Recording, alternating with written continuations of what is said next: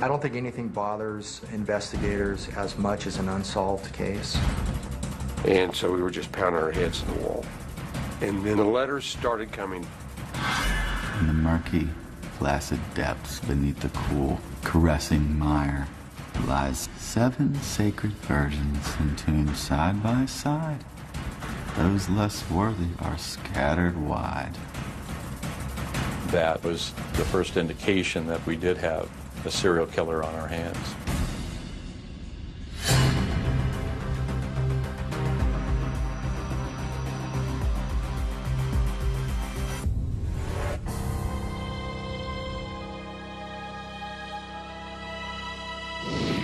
It's right around here, somewhere. It's probably the remnants of an old Indian burial ground. In a mountainous ravine high above Colorado Springs, a state trooper follows up on a report by a homeless man. The transient told me that he was up on Rampart Range Road and he found what appeared to be human remains, and it turned out to be a human skull.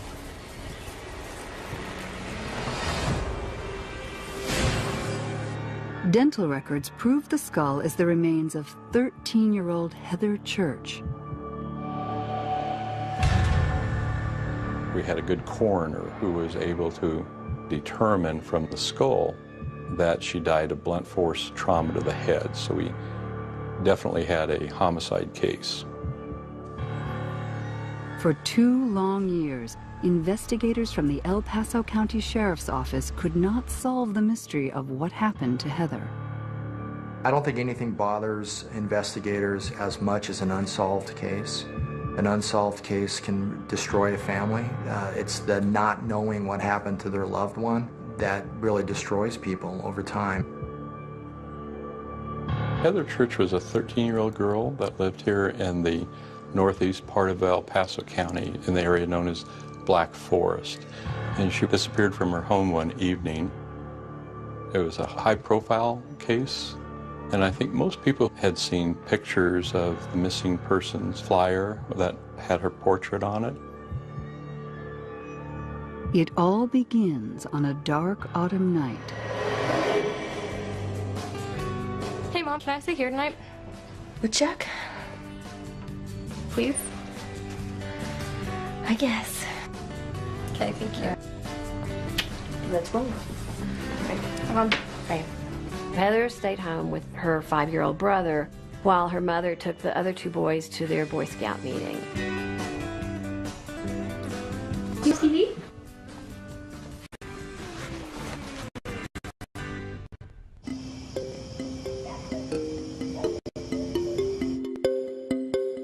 Diane called home about 8 o'clock that evening to talk to Heather and see if everything was okay. Hello? Hey, it's me. Hey. What's going on? We're just watching TV. It's really funny. So you good? Yes. Okay, we can be home in like 30 minutes. Okay. Love you. Love you too. Bye. Bye.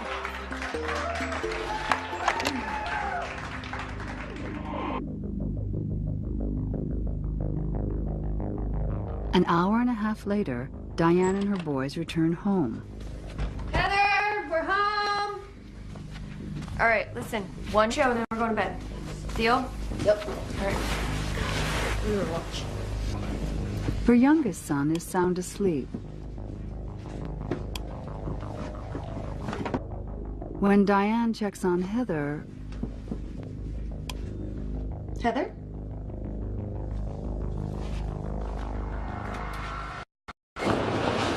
The bed is empty. All right. Find her right now.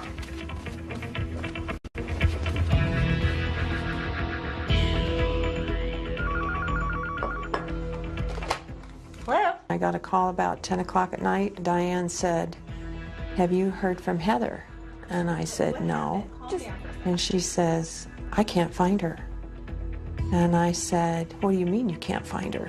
Heather's gone. How can Heather be gone? You're sure she didn't go someplace?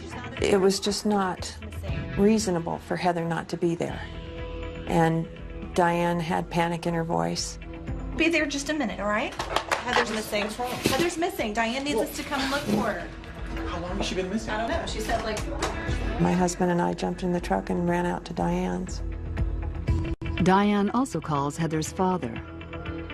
Heather's father immediately started speeding out to their home, feeling like this is a really bad thing that's happened here. He had immediate feelings that something really bad had happened to his daughter.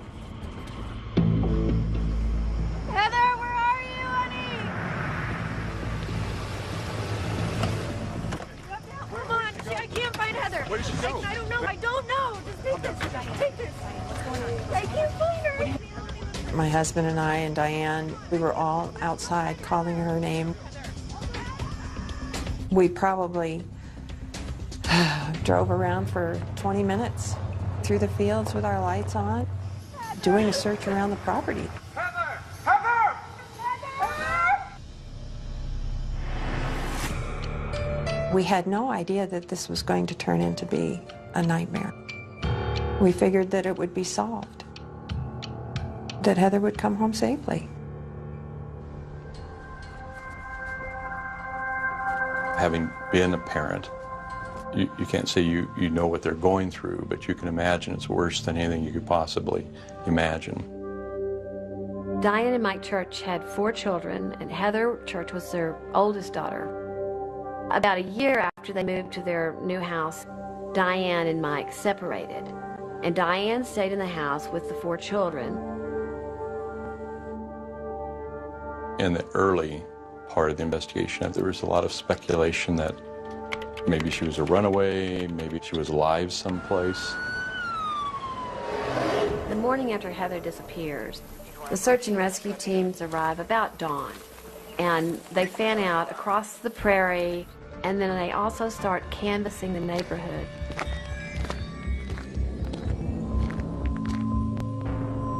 They find no sign of Heather. This causes investigators to suspect she's been forcibly taken from her home. Diane wanted to busy herself. She picked up the vacuum cleaner and started vacuuming. Sheriff's deputy came running out. You could be destroying evidence. And that was the first Diane realized that their house was being treated as a crime scene. I have to show you something. Okay, so I don't know if it's important or not, but I saw like this screen was a little weird, like I wasn't sure. This is how you found the window? Yeah. So I really just saw the screen. I wasn't sure. Could you get CSI in here? The investigators immediately realized that the window screen has been removed from the window and then put back, but not seated correctly in the track. This is really the first clue that someone has actually come into the house. The prints are submitted to the Colorado Bureau of Investigation database, and there are no hits. The case affected all of us on a personal level. A crime like that had not occurred in this community, where a girl was abducted from the safety of her own home. Heather Church was just a very innocent young girl, a young victim, and it was quite a tragedy at the time. For 2 years, detectives question everyone who's ever known Heather. Heather's disappearance received a lot of publicity, and hundreds of people called with tips, claiming to have seen her at the mall, at a restaurant, on a bus. From the beginning, investigators pursue every lead, but none result in any possible suspect. It became just a part of life that this was ongoing. It was a mystery that needed to be solved.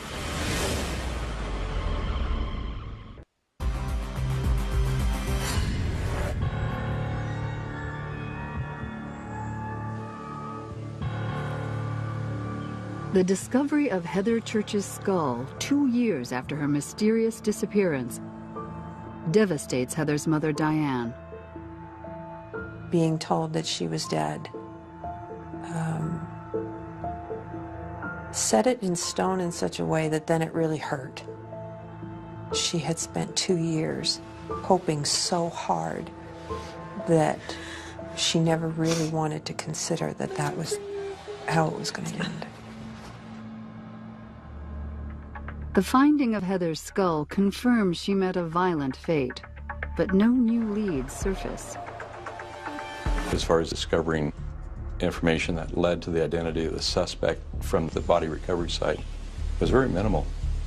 After 2 more years on the hunt for her murderer, investigators are no closer to catching Heather's killer. But now, there's a new sheriff in town. Yes. Yes, go ahead and send them up.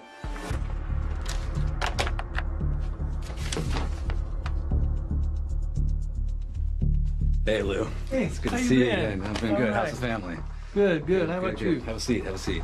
I'm really glad that you could come and join me on this case. As the newly elected sheriff, one of my goals was to put together the investigation and the team that would solve the kidnapped murder of Heather Church. And I was very fortunate that I was able to convince my former homicide partner, Lou Smith, to come to the sheriff's office and lead the investigation as my captain of detectives. I'm going to introduce you to Diane. Diane Lou. How you doing? I'm Lou Smith. Nice to meet you. Nice to meet you. By the time Heather Church's skull was found, Lou Smith had built quite a reputation regionally and even nationally for his investigative efforts. My biggest concern was, is the suspect still in our community? It was a case that I think all of us wanted to see solved.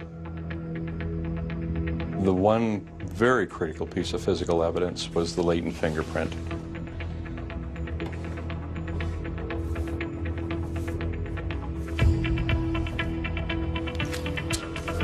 What made that so significant is that it had not yet been identified. The former investigators had checked the state system in Colorado and did not find a match. That's where a lot of people would have stopped. But with Lou, that's where he started. He said, how many different automated fingerprint systems are there in existence? And between the United States and Canada, there were 92. Detective Smith's first course of action is to make sure all 92 fingerprint databases in North America are searched for comparisons. The answer to this 4-year mystery comes 10 days later.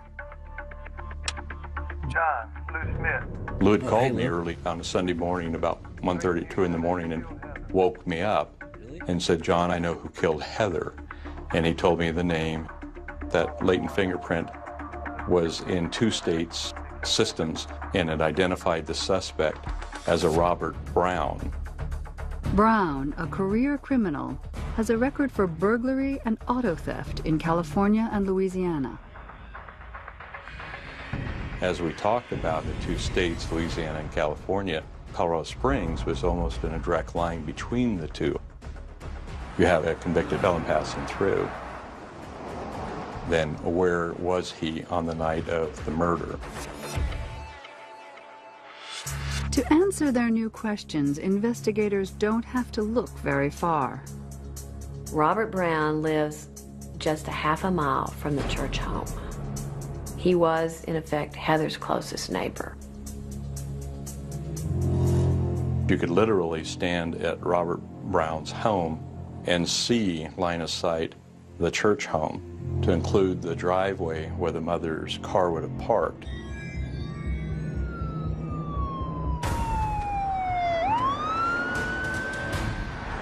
We began to watch the house closely, determine what car he drove, what his patterns were. We suspected he may have weapons in the house. We wanted to try to avoid a barricaded hostage situation, and ideally, we wanted to separate him from the residence where there could be physical evidence so he wouldn't destroy the evidence or arm himself. But as we watched the house that morning, the suspect ended up leaving. The sheriff's investigators follow Robert Brown to an art supply store in downtown Colorado Springs. They wait for him to come out of the store, then they stop him and they arrest him. You're under arrest for the murder of Heather Church. Relax, Robert, relax. I didn't murder nobody. You have a right to remain silent. Anything you say can and will be used to get you to court of law. You have the right to have an attorney present during any questioning. To her house down there? Never? I don't think so. Not that I recall. I can't think of any reason I would have been there. When Robert Brown lied about being at the church residence, which we thought he would, it was a significant milestone in the investigation. We knew that we'd overcome a hurdle.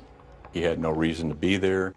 That was going to be very difficult for him in court to explain why his latent fingerprint was at the scene, let alone at the point of entry. We came with a warrant for your arrest, so we had a reason for that. We have your fingerprints from inside that house. I don't believe you have any fingerprints in there. I mean, it's not possible. You may have somebody that are similar to mine, but you don't have mine. I wish you'd take mine again and compare them. We've compared them several times. We got your fingerprints from the Louisiana State Police. You know, I'm telling you, they are yours.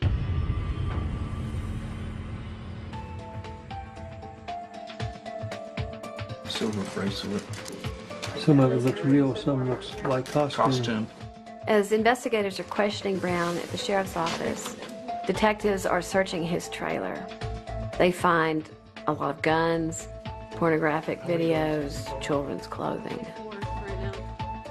We found a substantial amount of stolen property. We later found most of it taken from homes in the Black Forest area. The evidence suggests Brown has been burglarizing his neighbors' homes for some time, but nothing to imply he had a motive for murder. Next, we began devising our investigative approach to go to court. Part of that was to look for other indications of bad acts or related acts that we might be able to bring forward in the prosecution.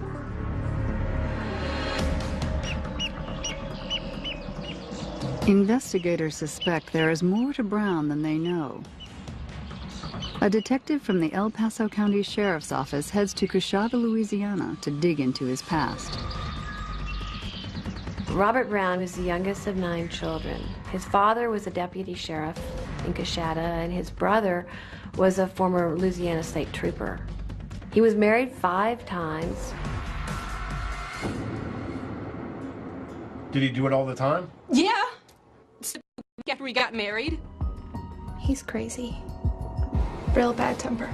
All of his wives were terrified of him, and some after only a short period of time of marriage. Some of those marriages didn't last but a couple of months. One, he put a gun to her head and pulled the trigger. Scared the crap out of me. Then he asked me to kill him. They all described him as not being able to control his temper. He would explode at the least little thing. He beat the hell out of me because I forgot to put a spoon in a gravy bowl. He's the devil's right-hand man, that's what he is. Call me when you throw the switch. I want to see him fry. Detectives learn that brutality surrounds Robert Brown, and has for a long, long time. Early in the investigation, we felt there was a strong likelihood that this was a very, very violent man. One woman who lived next door to Brown disappeared and has never been found. She's a 27-year-old waitress, Tammy Dumar. Another woman who also lived next door to Brown in Coshada, Louisiana, was murdered in her bed. Brenda Lynn, age 21, is stabbed dozens of times with a screwdriver. Her murder is never solved. And it was the first indication that perhaps we did have a serial killer on our hands. The chilling details uncovered in Louisiana confirm investigators' worst fears. Brown is a first-class predator.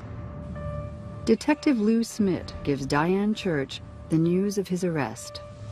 We found a person who murdered your daughter. It's a guy by the name of Robert Brown. The good news is he's locked up. He's not going to hurt anyone else. He's going to be locked up for a long, long time. She was such a good girl. She didn't deserve this. It's not fair. What did she do? What did she do? Tell me. I hate that man. Why did he have to take my baby? Diane was so angry that this man had done this to her daughter.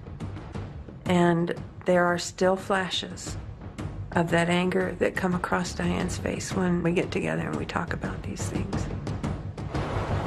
As Brown sits behind bars awaiting trial, investigators can't help wonder if Heather's murder and the grisly slaughter in Louisiana are just the tip of the iceberg.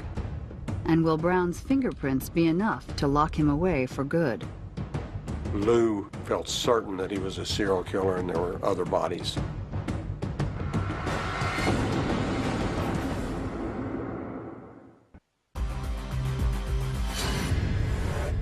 He beat the hell out of me because I forgot to put a spoon in a gravy bowl. That man put a gun to my head, pulled the trigger. He's the devil's right-hand man. I want to see him fry. Fry. Based on the reports of Robert Brown's ex-wives, the mysterious deaths of his neighbors, and his fingerprints at 13-year-old murder victim Heather Church's house, detectives are certain they've got a monster in custody. Clearly the most critical piece of physical evidence against Brown was the fingerprint.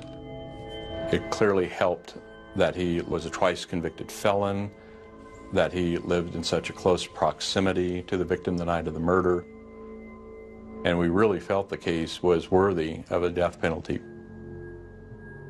Before investigators question Brown about any additional murders he may have committed, they want to secure a conviction in the Heather Church case.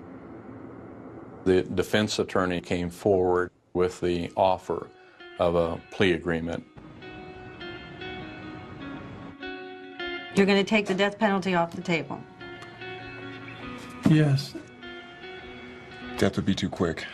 My client will plead guilty to the murder of Heather Dawn Church if you take the death penalty off the table. That agreed?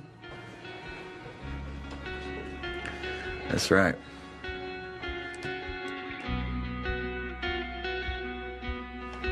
I don't believe in the death penalty, but I want him to rot. I want him to pay for what he did to my baby girl. Heather's parents were not in favor of a death penalty. So having that offer in hand with the parents strongly encouraging us to accept it, we decided to do that. Can you make that happen? We will do our best. So we agreed. Thank you. Thank you both. You're welcome. Brown was sentenced to life in prison without the possibility of parole.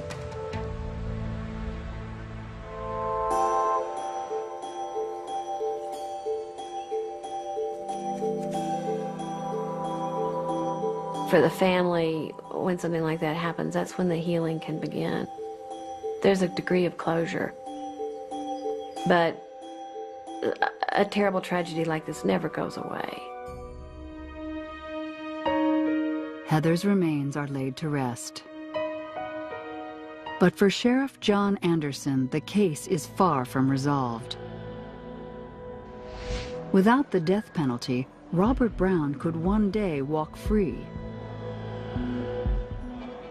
Talked several times about how important it would be to get a second murder conviction on Brown in case there was an appeal and we somehow lost the first case, so that we knew that this violent killer would never get on the street again.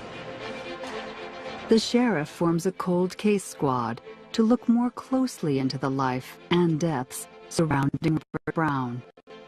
The members of John Anderson's cold case squad are Scott Fisher, who is a recently retired newspaper publisher, Lou Smith, who is the recently retired homicide investigator who solved the Heather Church case, and Charlie Hess, who's had several careers, but most notably as an FBI agent and as a CIA agent. Scott asked Lou, have any of the cases that you've worked on, did you think they have more serial killers? And Lou responded immediately. He said, of course. He said, Robert Charles Brown.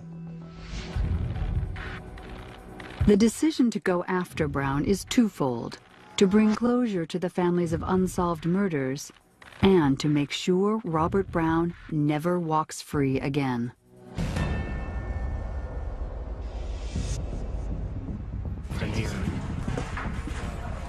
something you think we can work with? Meeting regularly at a Colorado Springs cafe, the investigators review Brown's file and find he's written some cryptic letters to the DA, hinting about other victims. Brown's first letter to the district attorney reads, "To whom it may concern, in the murky, placid depths beneath the cool, caressing mire lies 7 golden opportunities, missed opportunities." And then of all things, he signs it lovingly, Robert Brown. Investigators are desperate to find out what they can about Brown's so-called golden opportunities. Charlie wrote a letter to Brown, and he responded. I'm not too sure any of us believed he would. 7 sacred virgins entombed side by side. Those less worthy are scattered wide. The score is you 1, the other team 48. He also encloses with this letter a crudely drawn map of several states in which he's written numbers. Although police refuse to release Brown's map, it is known to include numbers that imply a body count of 48 victims across 9 states. Brown's claiming that he had murdered 48 people. That was shocking and way beyond what we had considered a possibility in this case. But of course it intrigued us.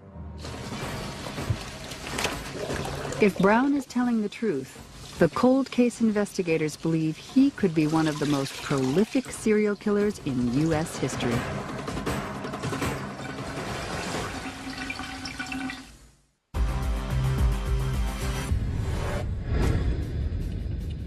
From his jail cell, convicted murderer Robert Brown sends cryptic letters to Colorado's El Paso County District Attorney. In them, he hints at having murdered 4 dozen people. The investigators didn't know whether Brown was just playing with them or whether he really had information to divulge.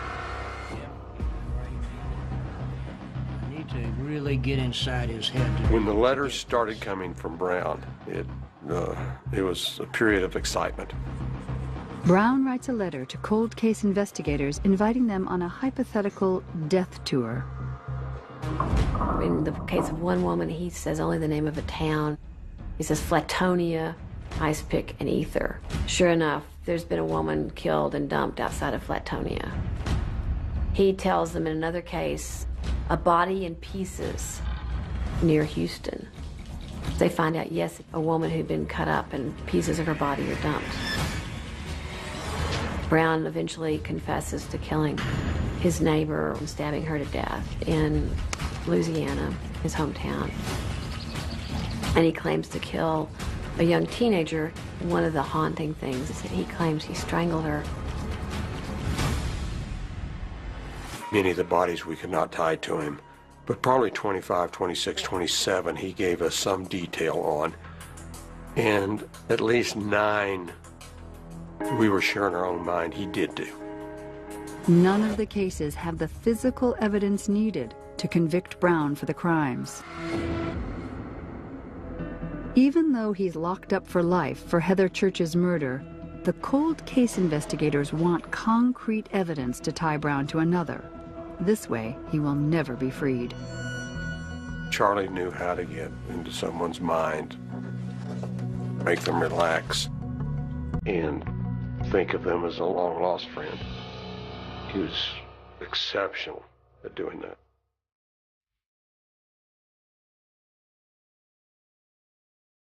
They find their opportunity in one of his many enigmatic letters.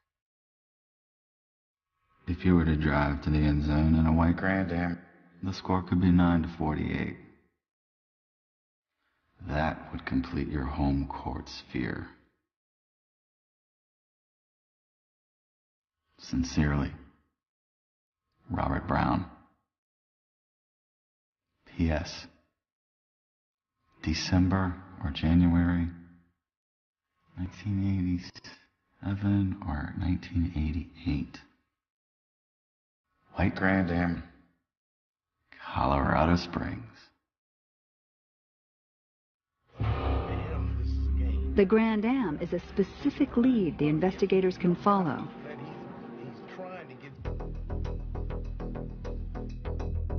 It was a Colorado Springs case, and the city could not produce anything from their files.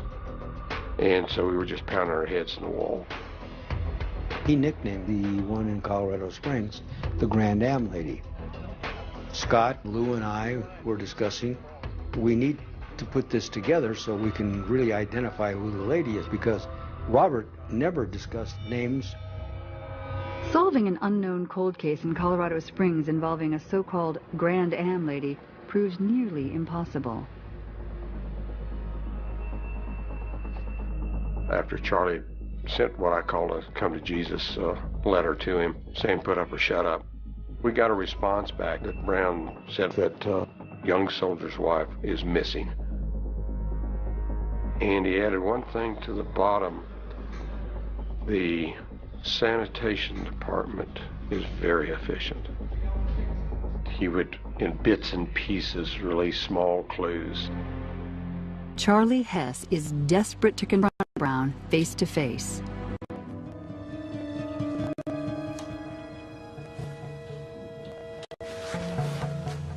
You know who I am? I'm the guy you've been writing to all this time. It's nice to meet you. Usually people come in here aren't worth meeting. You know, a lot of people think I'm kind of crazy for coming in to talking to you, but I think you're pretty interesting. I know what you want. Would you mind if I asked you some questions about some of the things you mentioned in your letters? On this visit, Brown does not answer Charlie's questions.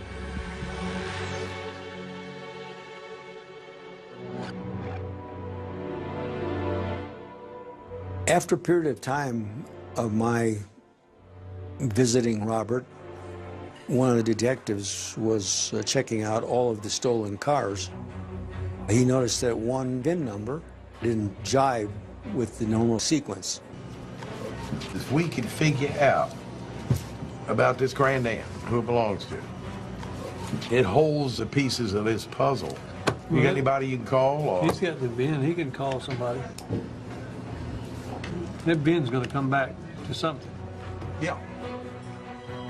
Finally, they tracked it down to the owner in Florida, and they called him, and they said, did you ever have a white Grand Am? He said, yes. He said, was this white Grand Am ever stolen? He said, yes. They said, did you ever have a wife or a girlfriend who went missing? And he began to cry. He said, yes, my wife. I got a victim. We're going to get it. And they knew they had found who they were looking for. With a new murder charge for the slaying of the Grand Am Lady, investigators hope to keep Robert Brown behind bars for keeps. We were very excited about it because it looked to us like this was a murder that no one even knew about.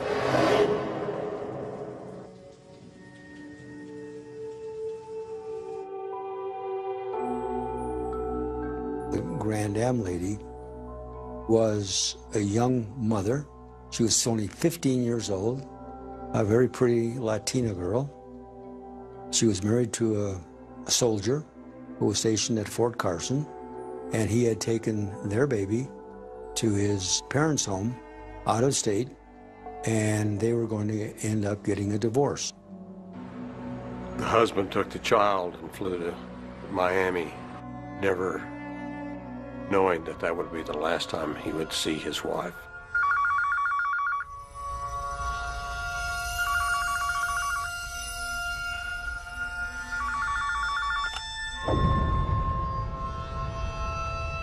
He called her once and was able to speak to her. He was heading back for reconciliation, but would never see her again.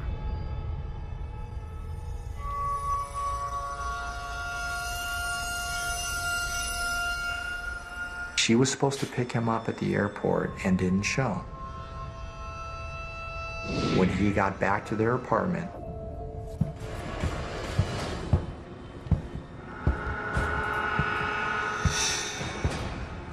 the victim's husband discovered that she was nowhere to be seen, but all of her clothing was there.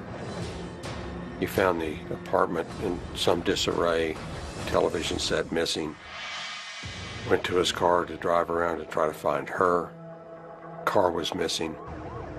He called the police to report her missing. They initially looked at him as a possible suspect in her disappearance. His life really was destroyed by this. Charlie Hess and Scott Fisher meet with convicted killer Robert Brown to tell him they've learned the identity of the Grand Am lady. We know a little bit about it, but I'm sure there's something more you want to tell me. What would you like to tell me about that? Brown could put a shiver down your back. He was a very intimidating person. I know about this lady's husband. Talked to him. So you got anything to add to this? Grand Am girl? Yeah. Brown agrees to tell them how he kills her. Talk to her husband, huh? All right. She came by the store flirting with me. Hey, how are you doing? Hey, hello, how are you doing? Long time no see. You got any plans tonight? Nothing. Come on. She told him that she and her husband were going to be divorced, that he had left town, indicated more or less that she was interested in Brown. I'll tell you what, come back in 15, 20 minutes. I'll be wrapped up and we can go have some fun. Yes, cool. She was going to bring the new Grand Am and pick Robert up, and they went to a movie. See you. Great, see you. It's a decision the young lady won't live to regret.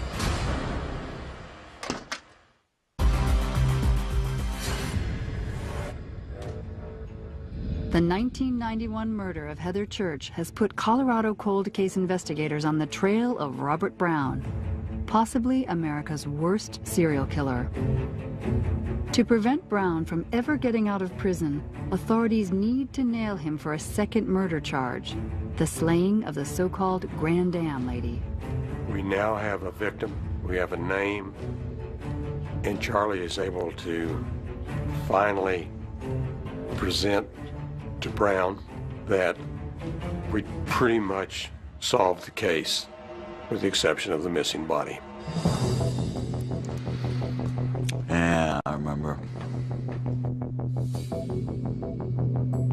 Her husband was out of town from talking to her. So I talked her into going out on a date. We went to see a movie. After the movie, they had a bite to eat. After that, Robert took her to his apartment and they had sex. After some relations,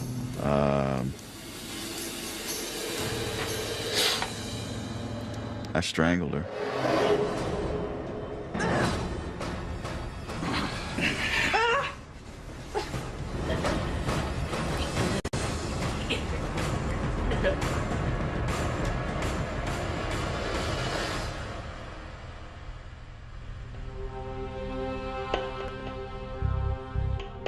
She was in his apartment dead all night that first night, and he went to bed just like it was an ordinary evening. Let's see. Next morning, I dragged her over to the bathtub, cut her up, and put her in some little bags, carried her out to the dumpster, and well, that sanitation department's pretty dependable. He knew that the garbage truck was coming the next day to empty the dumpster. Obviously, she ended up in a dump somewhere. After Robert had killed her, he continued to use that Grand Am for several days himself. I knew when he'd be back, so I drove the car around a couple days. So I parked the car where I knew he'd find it. The husband sees his Grand Am.